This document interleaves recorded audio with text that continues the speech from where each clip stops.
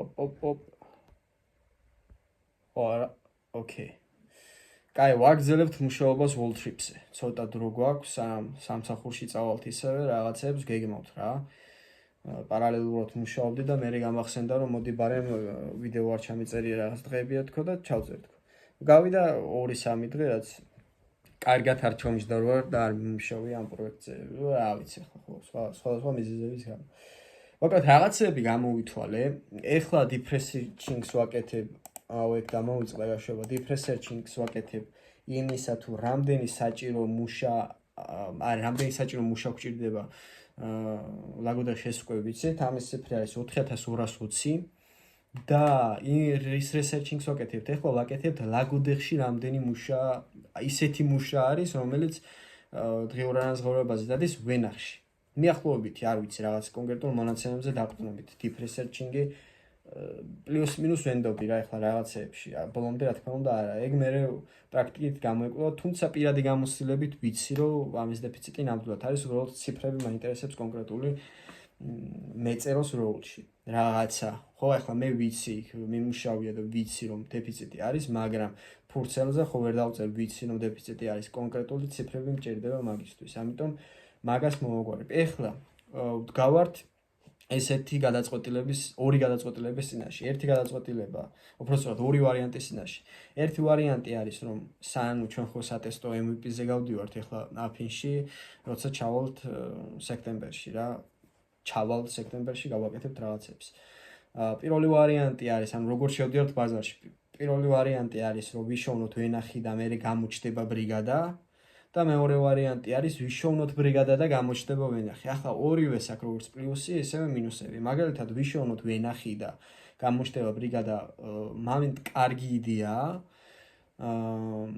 იმიტომ რომ თუ ბრიგადა ვიშოვნე და მას ვერ მივეცი ვენახი, სადაც იმუშავებს, სწავლა და სხვაგან იმუშავებს, იმიტომ რომ მათ ახლა ფუნდამენტურ ჭეშმარიტებებამდე თუ დავშლით მაგას, კაცი იმიტომ მუშაობს, რომ უნდა ანაზღაურება. შენ თუ არ აძლევ ანაზღაურებას, სწავლა და სხვაგან იმუშავებს. ახლა რა თქმა უნდა. და არსებობს გარკვეული პროცენტულობა იმისა, რომ ვერ შეუძლოთ ვენახის ისე დროულად შოვნა, რომ ეს ბრიგადა არ გაგვექცეს.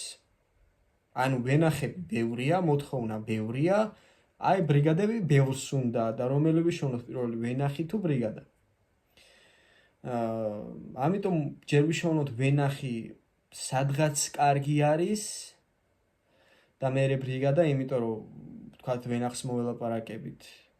მაგრამ იქ მერე ბევრი ფაქტორი არის რა, ეხლა ვთქვათ აი მოხდა რაღაცა ცუდი ამინდები წავიდა და ვერ დაიკრიფა ეს ვენახი. მე რა ხდება მან და სხვა დროს გადავიდა ეს ბრიგადა, ამ შემთხვევაში სხვა დროს არ უნდა იყოს მოლაპარაკებული. მოკლედ, სავარაუდოდ ეხლა საითაც მივდივართ არის ეს, რომ ჩვენ უნდა შევქმნათ ბრიგადები, უბრალოდ ბრიგადა, ანუ ჯერ ვიშოვნოთ ბრიგადა, ყველაზე იდეალური საშუალო ოქროს შუალედი არის ეს. ხო არის, ორი ვარიანტია. ერთი ვარიანტი არის ვიშოვნოთ ვენახი და მერე გამოჩნდება ბრიგადა და მეორე ვარიანტია ჯერ ვიშოვნოთ ბრიგადა და მერე გამოჩნდება ვენახი. ჩვენ უნდა ვიპოვნოთ უბრალოდ ჩვენ უნდა მივიღოთ ამ ორ ვარიანტს შორის ოქროს შუალედის გადაწყვეტილება. ანუ რა უნდა გავაკეთოთ? ვიშოვნოთ ბრიგადა და ამ ბრიგადას უთხრათ, რომ შენ მე მთელი სეზონის განმავლობაში გიშოვნი სამსახურს, ისე რომ არც ერთი დღე არ ჩაგივარდეს. პროცენტულად შანსი არის, რომ ჩაგვივარდეს. ეს სავარაუდოდ რეპუტაციულად თლად კარგად არ აისახება ჩვენზე თუ არ გამოგვივიდა პროექტი. ამიტომაც არის უდიდესი ენერგიის ჩადება პროექტში საჭირო, ამიტომაც არ არსებობს შეჯერობით ეს პროექტი და ამიტომაც შემოვდივართ პირველები ჩვენ. და უნდა მოვიკიდოთ აბსოლუტური პასუხისმგებლობით ახლა ამ პროექტს თავარი მიზანი, მით უმეტეს MVP-ზე, მაგრამ მუდმივი თავარი მიზანი ამ ჩვენი პროექტის არის ხარისხი და არა რაოდენობა. ანუ თუ ვერ ვიშოვნი ერთი კვირის განმავლობაში იმდენ ვენახს, რომ ყველას მომსახურო, მაშინ ერთს გავაკეთებ, ოღონ ხარისხიანად. ანუ მთელი ფილოსოფია მაგაში მდებარეობს, რომ არავის იმის გამო, რომ ჩვენ აქ ფულის შოუნა გვინდა პირობითად არ უნდა შევქმნათ დისკომფორტი და ბაზარზე უნდა შევიტანოთ ფასეულობა და არა ახალი თავსატეხი. ანუ ბაზარზე შეგვაქვს ფასეულობა და არა ახალი თავსატეხი. და იმისათვის რომ ფასეულობა შევიტანოთ, ყველაფერი უნდა იყოს სისტემატიზირებული. გეგმა ესეთია სავარაუდო გეგმა, რომელიც რამდენად გამოვა წინასწარ უნდა ვიცოდეთ, აი რა მონაცემების დაყრდნობით ეგ არ ვიცი, მაგრამ უნდა ვიცოდეთ. და მე მანდ ბევრი რაღაც რისკ მენეჯმენტია საჭირო, რა შეიძლება მოხდეს და მე როგორ ვიქცევით. პირველი, რასაც გავაკეთებთ, სავარაუდოდ არის ის, რომ ავიყვანთ ერთ ბრიგადას, სადღაც 20 კაცს და ამ 20 კაცს ვეტყვით, რომ თქვენ სამუშაო არ მოგაკლებთ მთელი სეზონის განმავლობაში, უბრალოდ ჩვენ სადაც გეტყვით, იქით წადით. რა განგვასხვავებს ჩვენ ჩვეულებრივი ბრიგადირისგან? ეგ არის მთავარი კითხვა. უნდა განგვასხვაოს სისტემის არსებობამ. ჩვენ უნდა გქონდეს კონკრეტული სისტემა და მათ არ უნდა გქონდეთ არანაირი სანერვიულო და ზუსტი პირობები უნდა იცოდნენ. თუ იწვიმა სახლში მიდიხართ. მორჩა, წვიმაში არ მუშაობთ. ანუ თუ იწვიმა, კაი, მოსალოდნელი თუ არის წვიმა წინასწარ გაფრთხილებთ თავისთავად. ასევე წინასწარ ვაფრთხილებთ ვენახს და თქვენ ერთმანეთში ის აღარ გეწევთ. მოდი გეხვერწები, წამოდი რა, ცოტა სიწვიმებს რა, არა. თუ გადაიღო დღის განმავლობაში წვიმა ისე რომ შესაძლოა პროგნოზიც მაგას აჩვენებს რომ შესაძლებელია მუშაობა, მაგ შემთხვევაში ჩვენ ავართ უშუალო მოლაპარაკებაში პატრონთან. გამოუშვებ და ვამუშავებ რა.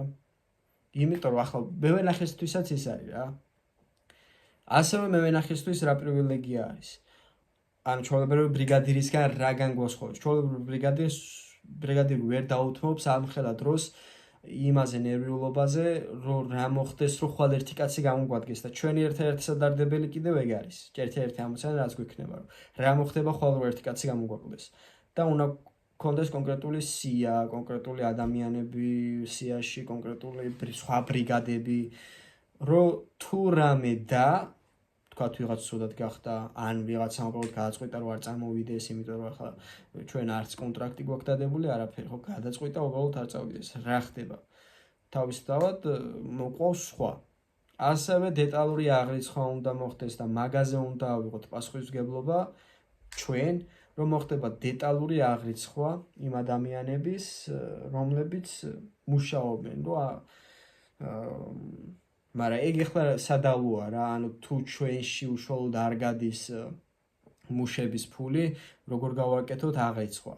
მაგრამ მაშინ ვინ უნდა გადაუხადოს, თუ ჩვენსა და მე ვენახე ეს არის უშუალო კომუნიკაცია, ვინ უნდა გადაუხადოს მუშებს.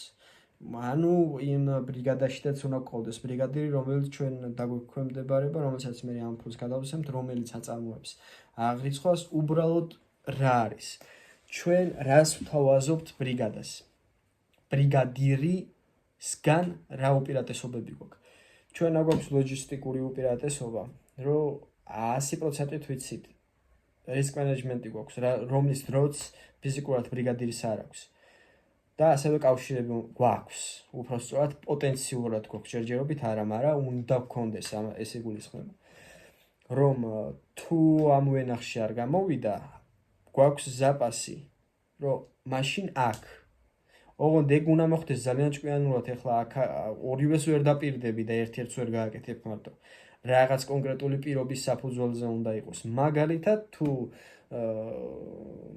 ვიღაცა ტიპმა მე ვენახე დაგვიჯავშნა, რომ 5 დღე გვაქვს სამუშაო დრო და მე 6 დღეს დაგიკრიფავ თქო უთხარი, თუ მაგალითად მე წინა დღეს გავიგე, რომ შემდეგ ვენახში ვერ მივდივართ, იმიტომ რომ არ ვიცი, ან იმ ადგილას კონკრეტულად წვიმა არის, ან რაღაცა ხდება, ისეთი ის გამოც ის ვენახი გაცდა, ან მე პატრონესთან არის რაღაც პრობლემები, გადავდივართ მე 6 დღეზე, სადაც შემონახული ყავს ეს ტიპი და უბრალოდ თარიღებს ვწევთ ოდნავ აქეთ. ოღონდ ყველაფერი ეს უნდა იცოდეს პატრონმა, რომ აი ვეტყვით, რომ 6 დღეს სავარაუდოდ ჩვენ გვეცლება აბსოლუტურად, თუ რამე ახლა წვიმა რაღაცა არ მოხდა, იმიტომ რომ სხვა ვენახებიც რიგში დგანან.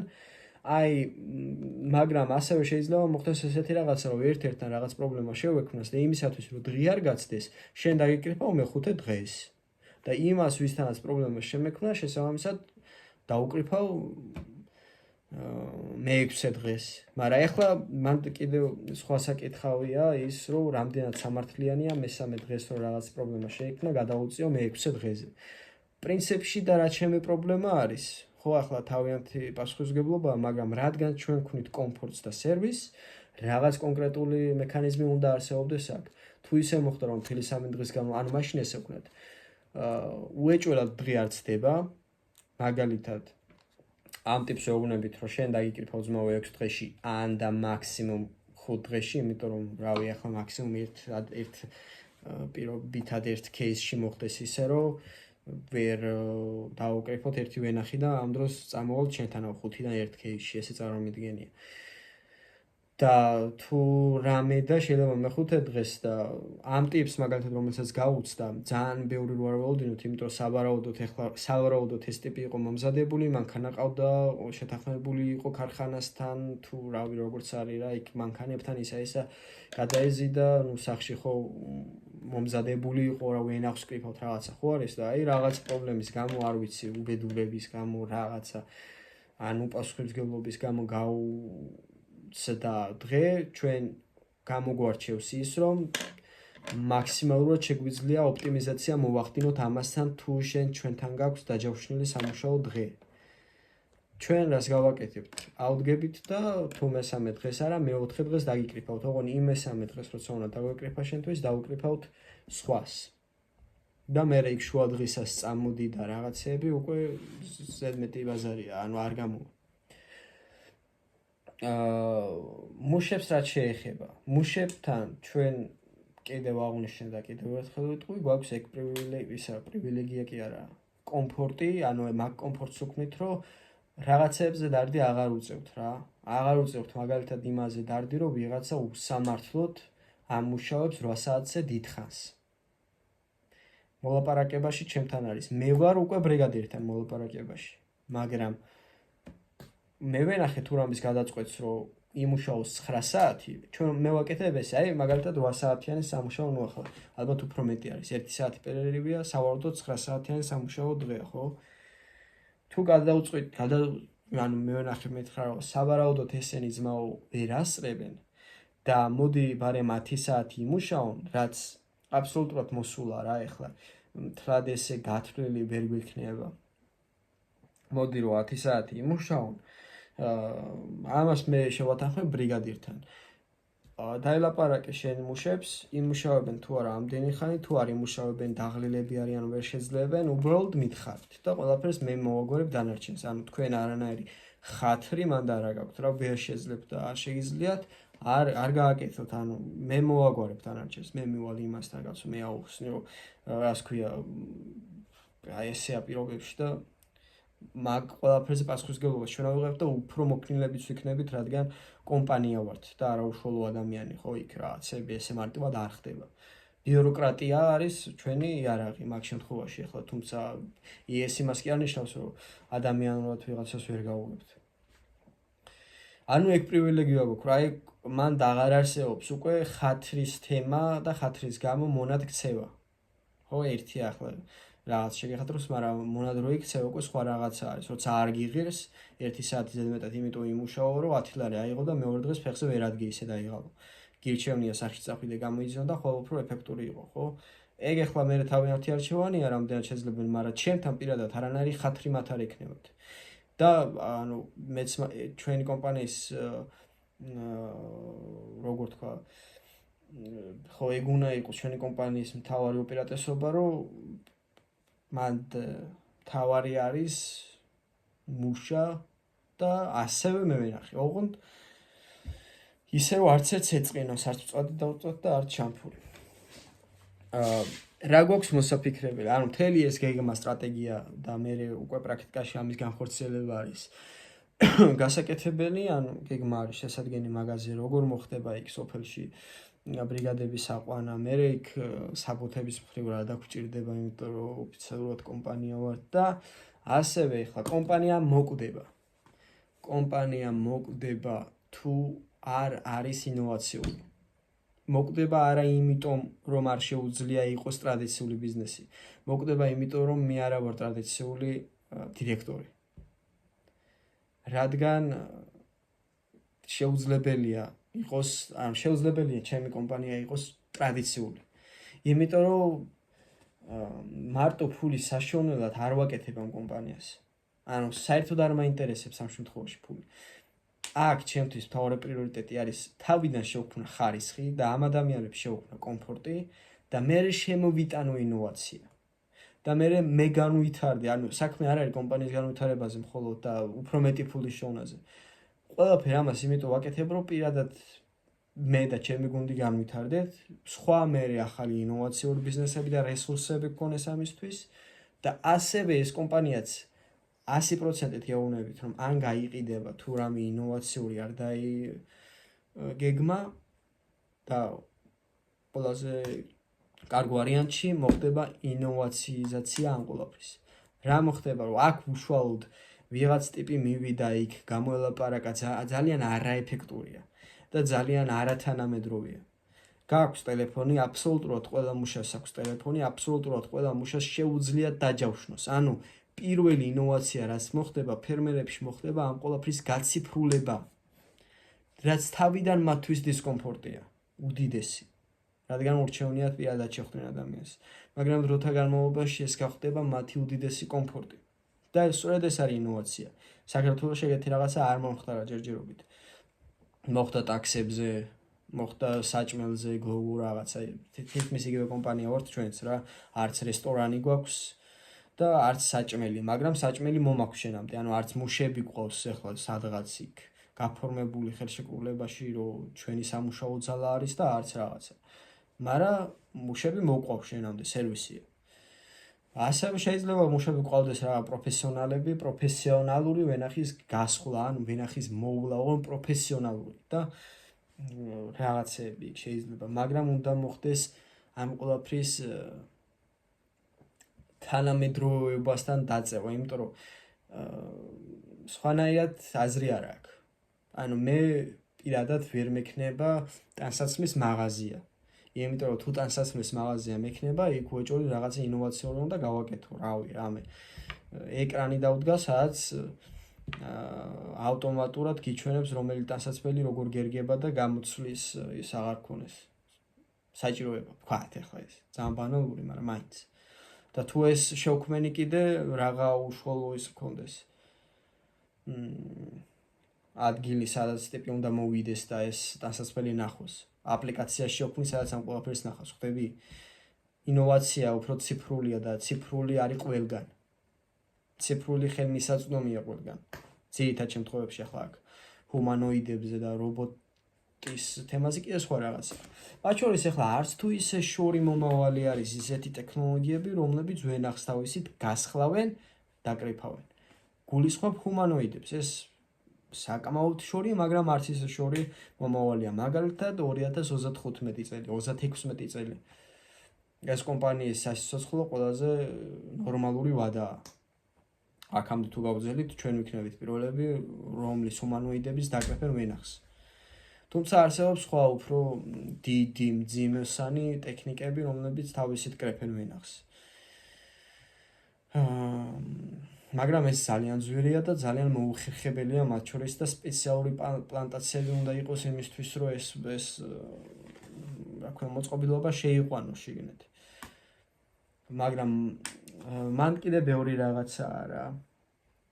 ეხლა ეს უშუალოდ ერთი პროექტია. რა თქმა უნდა, ახლა აქ მაინც ტრადიციული პროექტია, მაინც ძირითადად ფულის ანუ ჩემი ინტერესებიდან გამომდინარე ვამბობ. კი კონცენტრირდებით ეფექტურობაზე, ინოვაციურობაზე, ყველაფერზე მაქსიმალურად სამდელად შეიძლება, მაგრამ მოდი კურცფელები ვიყოთ, ეს არ არის ისეთი პროექტი, სადაც რევოლუციურ რაღაცას შევქმნით, რომელიც მთელ ბაზარს გადაატრიალებს. შესაძლებელია, მაგრამ მაინც დიდ ვერაფერს ვერ გავაკეთებთ. ანუ სავარაუდოდ ეხლა იქ რაღაცები შეიძლება გამოსცეს მომავალში და ვნახოთ, მაგრამ დღევანდელი გადმოსახედიდან რასაც უყურებ, ეს არის. კი ინოვაციები იქნება, გასაოცარ რაღაცებს გავაკეთებთ ამ ხრივ, მაგრამ რაღაც ისეთი, რომ აღფრთოვანება გამოიწვიოს, ამ პროექტში კონკრეტულად ვერ, მაგრამ ეს პროექტი გარკვეულწილად ყველაზე მეტად, რომლითაც ახალ პროექტებს ისეთებს გავაკეთებთ, რომელიც აუცილებლად გააუცებს მთელს სოფლიოს, ვიტყოდი. როგორ იზრდება, იცი? ავტომატურად გააოცებს ჩემს გუნდს, ავტომატურად გააოცებს ჩემს ქალაქს, ავტომატურად გააოცებს ჩემს ქვეყანას, ავტომატურად გააოცებს მთელს პირდაპირ მსოფლიოზე გადის უკვე. ანუ ეს ამბიცია უნდა გქონდეს, როდესაც რაღაცას იწყებ, იმიტომ რომ თუ ამბიცია არ გაქვს, ანუ არ გაქვს მომავლის პოზიტიური ხედვა. და ახლა მათ შორის რეალისტურობაც ძალიან მნიშვნელოვანია, კაცო, მაგაში იმას კი არ ვიძახი, რომ რაღაცა ხვალ უფუებს ჩამოვიყვანთ და დავაკრეფინებთ ვენახს, ეს არარეალისტური იქნება. ყველაფერი ახლა თქვათ იგივე ჰუმანოიდებზე რო ვთქვი რა, ახლა იქ რამდენად რეალისტურია იქ დღევანდელი გადმოსახედიდან, როდესაც რობოტი ღირს $40,000 და შენ ვენახში შეკავს დაამუშავებ 8 საათი 3 კვალი საკრეფად, სისულელეა. მიუხედავად იმისა, რომ ტექნოლოგია არსებობს, ის უკიდურესად ძვირია. და რაღაც ჰუმანოიდი რობოტი შევქმნათ ბორბლებიანი ჯართი, რომელიც უბრალოდ გაევლის ვენახის კვალში და დაკრეფავს 5 წუთში ერთ კვალს. ხო, მანდ ბევრი რაღაცა, ეხლა არის ერთი, რომ ბევრი რაღაცა ისეთი არის, რაც გვინდა რომ ინოვაციურად გავაკეთოთ, მაგრამ მეორე მხარე ისაა, რომ ეს ყველაფერი ასევე უნდა იყოს ეფექტური. თორე სხვანაირად აზრი არ აქვს. აი, მე კიდე ახლა ეს ყველაზე დიდი ვიდეო გამომივიდა. ყველაზე პარადოქსული ის არის, რომ ახლა უნდა წავიდე ამ საუბრის შემდეგ და ფრივყარო კუჩი და ბურგერები ვახვიო.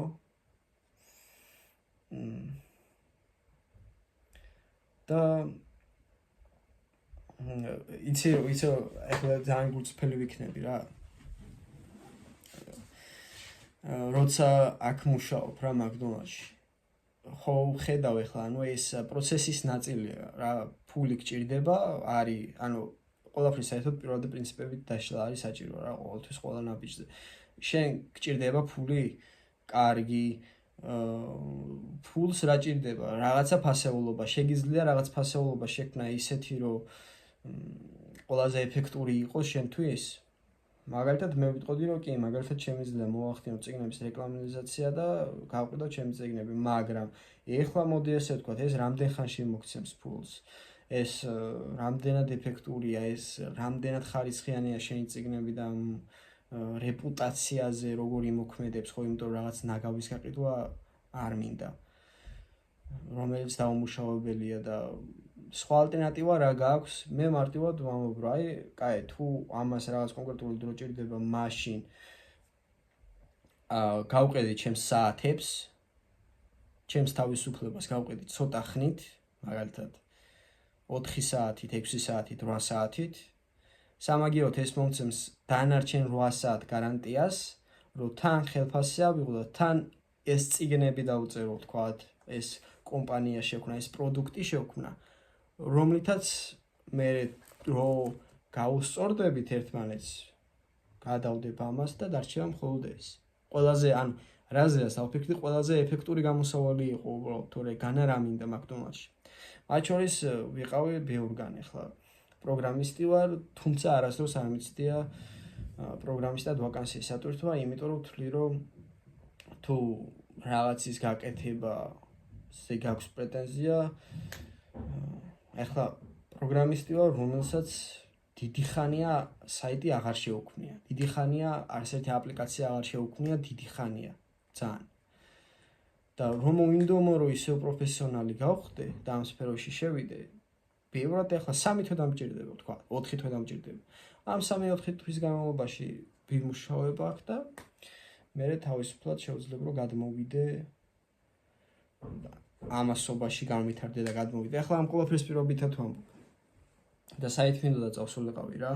უბრალოდ როდესაც ესე შედიხარ ახლა ამ ხელა ამბიციების ადამიანი და მე ხო ყველაფერს მათ შორის ბევრჯერ გადაუჩეხი ვარ კიდევაც კაცო ამბიციებს. ბევრი კომპანიაც პროექტიც გაფუჭებული მხოლოდ იმიტომ რომ არარეალური ამბიციები ქონდა რეალისტურობასთან ძალიან შორს იყო რა.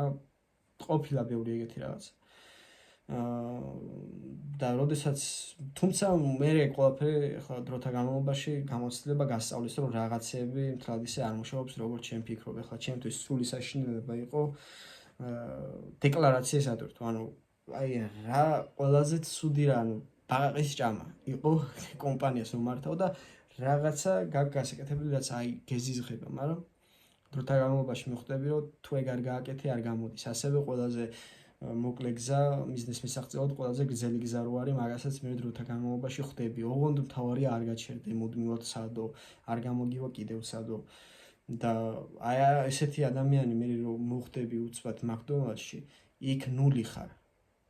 ოღონდ შენ კაცო კი არაფერი დაკარგე, იქ ისე იმ ცოდნით ხარ, უბრალოდ იქ ის ცოდნა ახლა ვის აინტერესებს იქ ფრის როყრი, არავინ არ გეტყვის ბალისტიკური რაკეტის ტრაექტორია როგორი არის, ან რაღაც.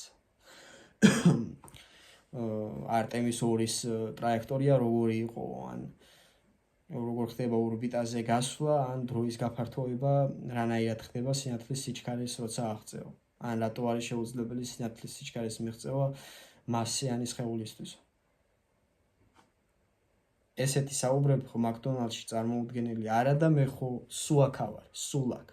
და მე იქ რო შედიხარ, რაღაც პუნქტში გავაცნობიერე, რომ თან მე მიმით შეხვდა ხამზატმა წააგო ახლა.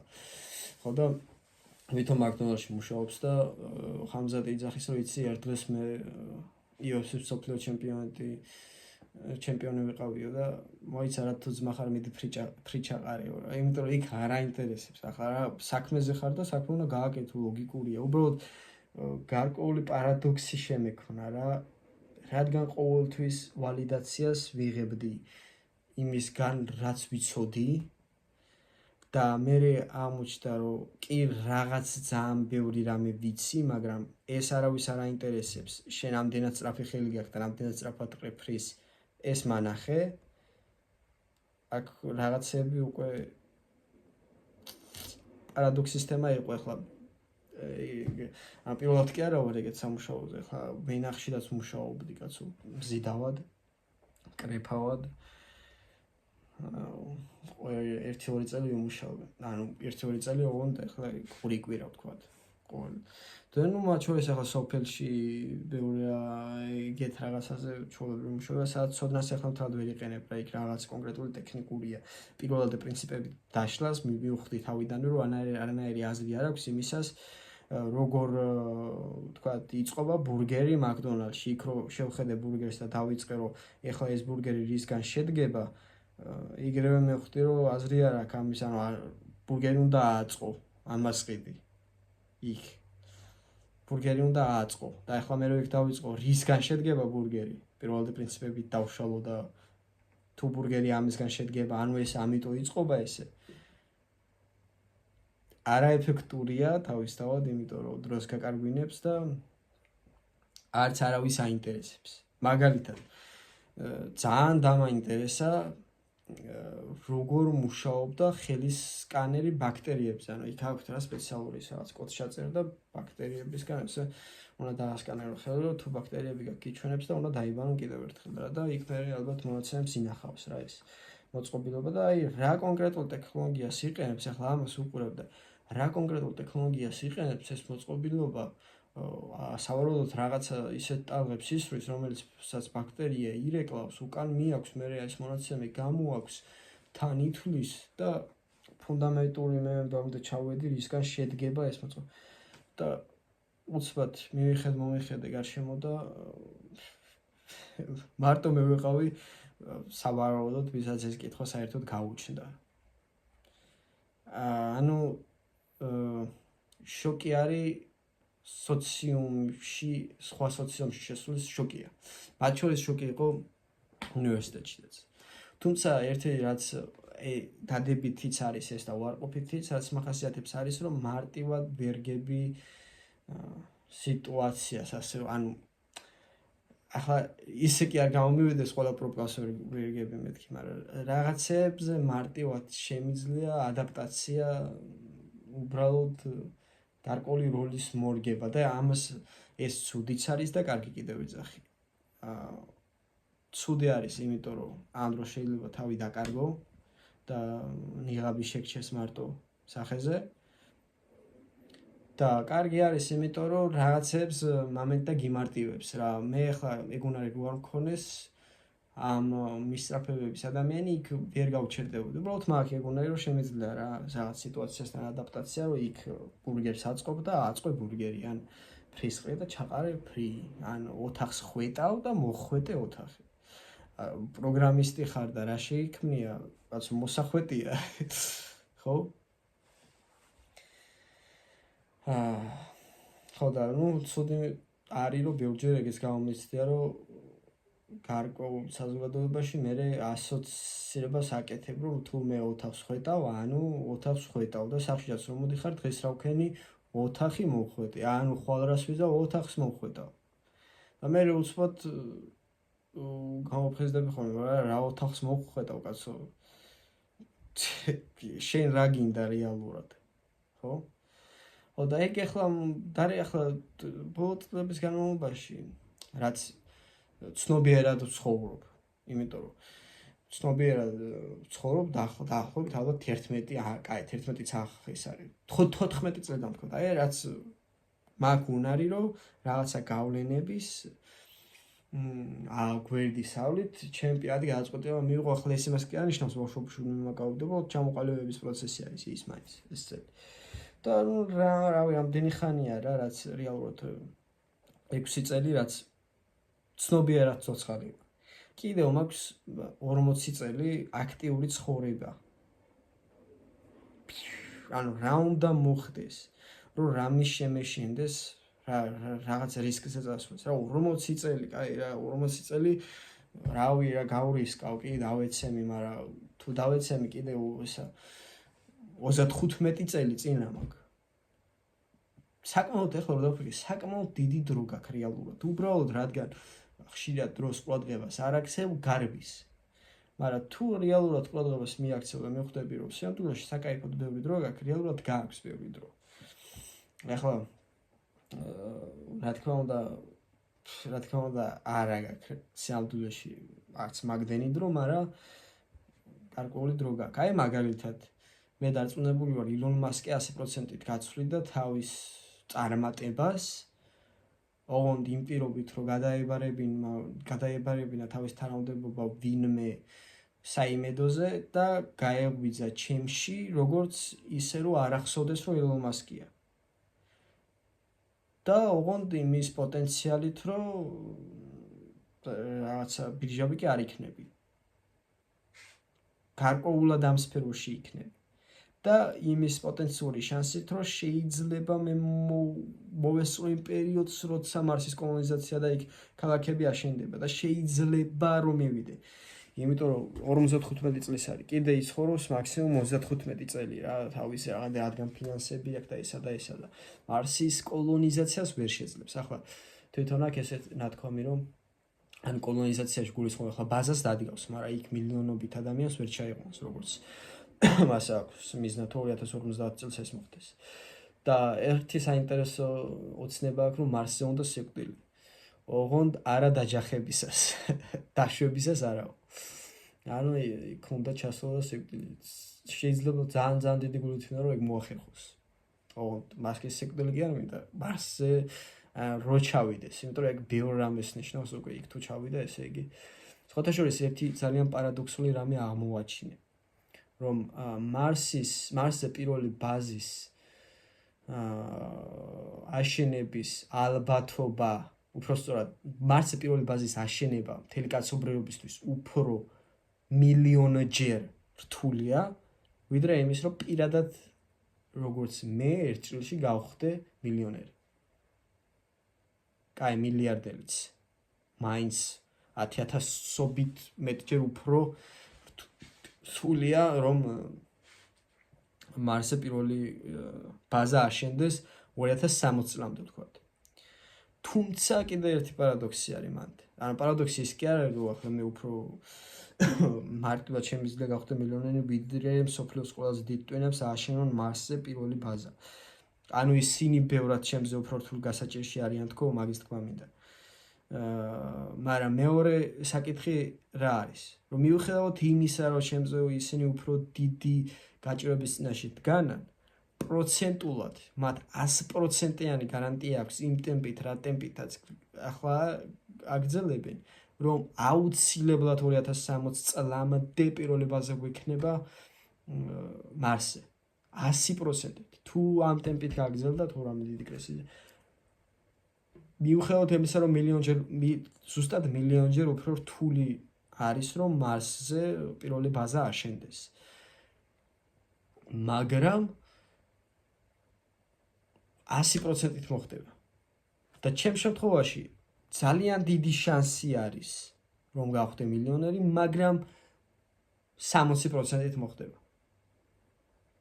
მანდ მენტალურია, პირადია, მათ შორის არ აინტერესებს, ახლა ცივილიზაციას არ აინტერესებს, მე პირადად გავხდები თუ არა მილიონერი, ცივილიზაციას აინტერესებს მე რა ფასეულობას ვქონე, მაგრამ ცივილიზაციას აინტერესებს, რომ ჩვენ მარსზე პირველი რა ქვია, ბაზა ავაშენოთ და ეს თავისთავად აინტერესებს მე იმ ბუნებას, რა ბუნებაშიც ცხოვრობს ეს ცივილიზაცია.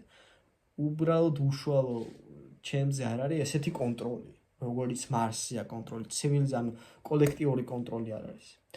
და შენ შეგიძლია კოლექტიური კონტროლი გაუწიო შენ თავს სინამდვილეში რომ მოხდეს, ეს ძალიან რთული არის. ამას სხვაგვარად დისციპლინა ქვია და მე ამ შემთხვევაში უკვე შენიც ბევრად 100%-ია და თითქმის გარანტირებული რომ გახდები.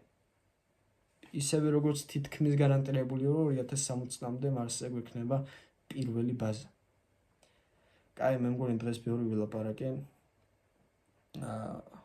კიდე მოგაწვდით რა ეტაპზე ვიქნებით ამ world trip-ზე რა. ასევე ჩვენ უნდა ჩავიდეთ შაბათ-კვირა სოფელში და პირველი მოლაპარაკება გვექნება ჩვენ გუნდის წევრთან. გუნდი არის გასაცოცხლებელი, როგორც პირველ ეპიზოდში ვთქვი. და პირველი გასაცოცხლების ფაზა გვექნება. ანუ ნაპერწკალი უნდა შევაგდო გუნდში და აალდება. მართლა ძალიან კარგი გუნდი მყავს, საუკეთესო გუნდი მყავს და მაგაში ძალიან გამიმართლა. და საუკეთესოდ შეგვიძლია ამ ყველაფრის გაკეთება. თუმცა ბევრი რისკებია, რადგან ახალგაზრდები ვართ და მაგას 100%-ით ვაცნობიერებთ, რადგან ახალგაზრდები ვართ და რადგან ძალიან გვინდა გართობა. ძალიან გვინდა რომ ნაკლები ვიმუშაოთ და მეტი გავერთოთ. ეს რისკი არის, ახლა ყველაფერზე რაც უფრო გულწრფელი ხარ, მით უფრო რეალისტური ხარ, მით უფრო მეტი შანსია რომ წარმატებას მიაღწიო. ჩვენ ახალგაზრდებს და მთელ ჩემ გუნდს, ვინც არის ძალიან გვინდა მუშაობის მაგივრად ვიღადაოთ. მაგრამ რაც გამოგვარჩევს არის დისციპლინა, რომ რაღაცა მომენტში შეგვიძლია ცოტა ხნით გვერდზე გადავდოთ და შავი საქმეები ვაკეთოთ. რომ ბაყი ვჭამთ. ხო. ნუ ხო მანდ არის ახლა რა თქმა უნდა იქ თუ არ არის ახლა იქ გუნდს თუ არ უნდა გადაობა, წარმოედგინე, გუნდს თუ არ უნდა ახლა გადაობა გართობა. ანუ რანაირი ახლა იქ თქვენ ხო წარმოგიდგენთ როგორი გუნდია ისეთი რომელსაც მუშაობაზე, გართობაზე მეტად მუშაობა უნდა. მკვდარი რაღაცნაირი უსიცოცხლო თითქოს. ანუ ახლა გართობაში რას გულისხმობ კაცო, მაინდამაინც სმას და რაღაცას კი არა, გართობა შეიძლება იყოს მუშაობის პროცესიც. უბრალოდ ხშირად ხდება ხოლმე რომ ისეთი პროცესი რომელიც გაგართობს, მაგალითად ფლოუში შეგიყვანს, ფლოუს ნაკადში ვერ არის ის რაც დიდ სარგებელს გაძლევს, იმიტომ რომ ფლოუში შედიხარ რაზე რა, ახლა გართობას, ანუ მაგას ვიძახი რა პროექტის მხრივ რომ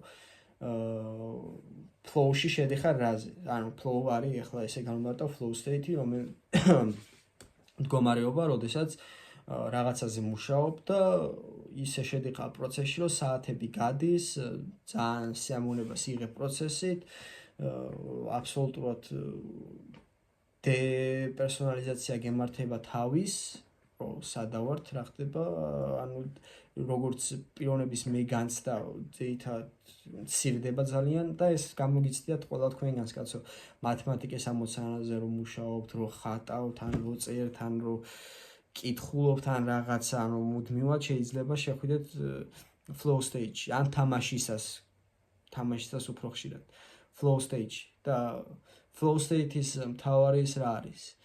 flow state-ში შეხვა მხოლოდ და მხოლოდ მაშინ, თუ შენი უნარები და გამოწვევა ერთმანეთს ემთხვევა.